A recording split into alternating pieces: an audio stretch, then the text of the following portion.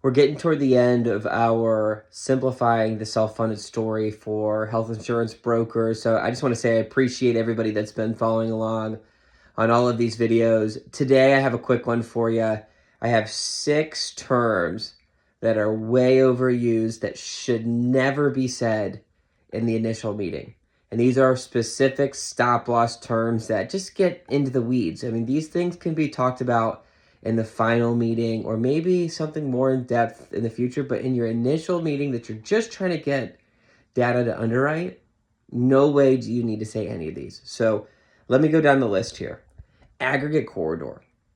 They don't care if it's 110% of expected, 125% of expected. They have no idea what that even means.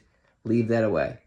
If you're trying to pitch a captive and you talk about a captive layer in the initial meeting, you're going right over their head. They don't care what is paid toward the captive. You probably don't care what's paid toward the captive.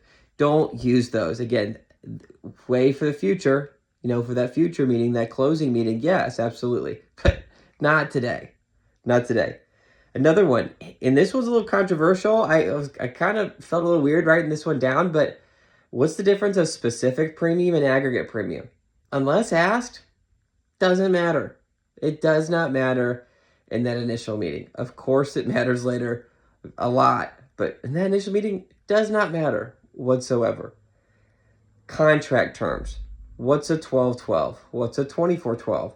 A 12-15? A 12-18? What is runout claims? What is claims incurred? What is claims paid? Again, you're going to lose your prospect if you talk about any of these. It's going to go right over their head, and they're not going to get to the next step. Of course, if they ask about it, go into it. But if they're not asking, you're just trying to confuse them. 2 more quick ones. Aggregate advance. I see some people talking about this. Really don't need to talk about it in that initial meeting. Maybe if you pointed it out saying, hey, we're trying to make this self-funded plan feel as close as your Blue Cross, United, Cigna, Aetna, fully insured level funded plan.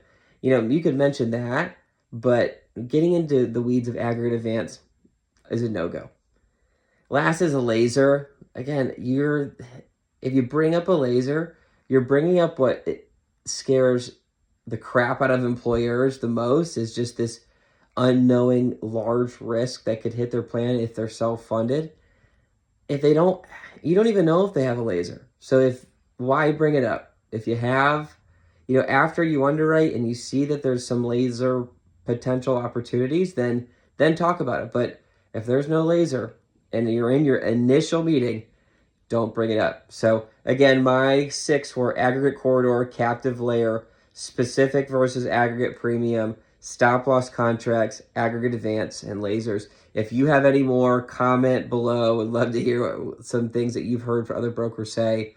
Thank you. Continue to keep watching us. Would love to underwrite you in the future. Thanks.